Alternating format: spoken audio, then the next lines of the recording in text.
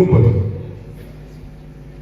These young children, you think they are just here. If they are not here, even their noise sometimes is needed to know that they are still alive. So sometimes when you see them, they say, the children, why are they bringing children to church? We need them. Everybody is doing something. There's something the children will raise in you,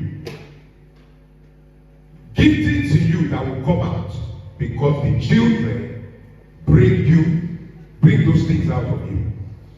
So really, really important. Everybody has a tool.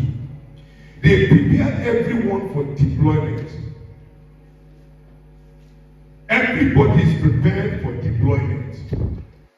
Deployment is not only NYSC. When you come to church on Sunday, why you come to church? A lot of people miss these things. People come to church, they think I just came to attend service. No. You came to receive and be deployed into your workplace, into your school, into your department, into your family, from Monday to Saturday.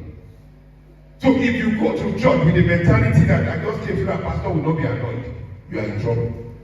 Because you will not get what is required for you to be deployed into the week. So we've come to NYFC to receive so that we can be deployed into our world.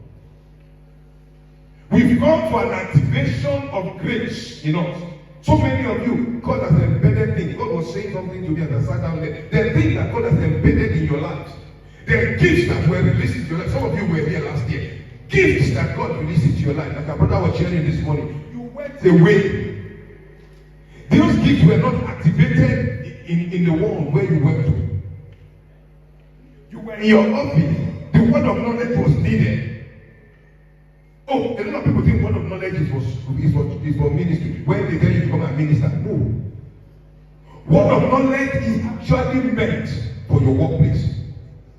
Now your colleague comes in the morning and you quickly call him to the side and say, listen, the Lord is telling me that so and so and so is happening. Say, how did you know? After a while, what do you think will happen? They will begin to fear you. Because God shows you in the vision of the night things that are going to happen.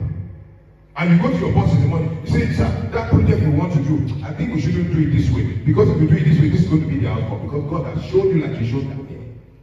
Like he showed Joseph.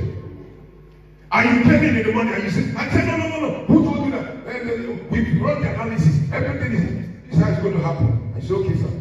And you leave. And they run the project. And they fail. Exactly the way you told them. What do you think is going to happen the next time you come to your boss? What do you think is going to happen? He will receive what? Because he knows that you are not just operating by the flesh. You are not just operating by business admin principles, by project analysis principles. As good as they are, there is a principle that is above those ones. So the word of prophecy is meant to be used out there. So when you come and you are activated, like God is going to activate many of us this morning, you are going out on deployment.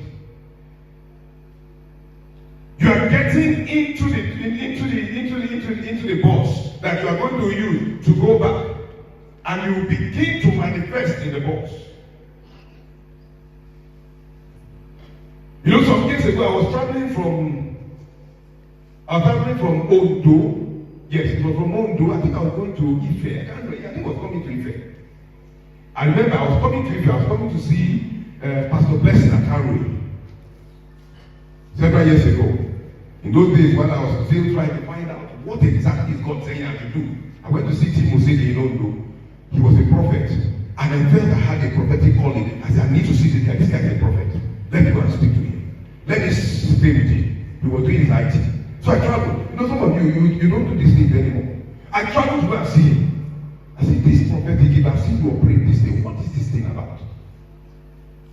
Spent a few days with him. Then I discovered that Blessing Akin, there's something about this man. Let me go and visit him as well. Let me stay with him and learn from this guy. So I traveled to go and see him. I didn't go there to go and eat. I went there to go and feed on grace. So as I entered the bus, as I got into the bus, I had a spot. I would normally like to sit at the back so I can see what's going on in front, so I can preach. So as I entered into the bus, this woman entered. As she entered, she saw me. She came out of the bus again. I looked at her, and I saw in the eye of the spirit that there's something wrong with this woman. I said, okay, it's me and you in this bus. She came out. She didn't enter the bus. So she stood outside. And after a while, she was going in and out. So finally, she entered the bus. I was looking at her. I knew that two kingdoms have met here, but one was bad. So as I entered, I said, Madam, pray for us.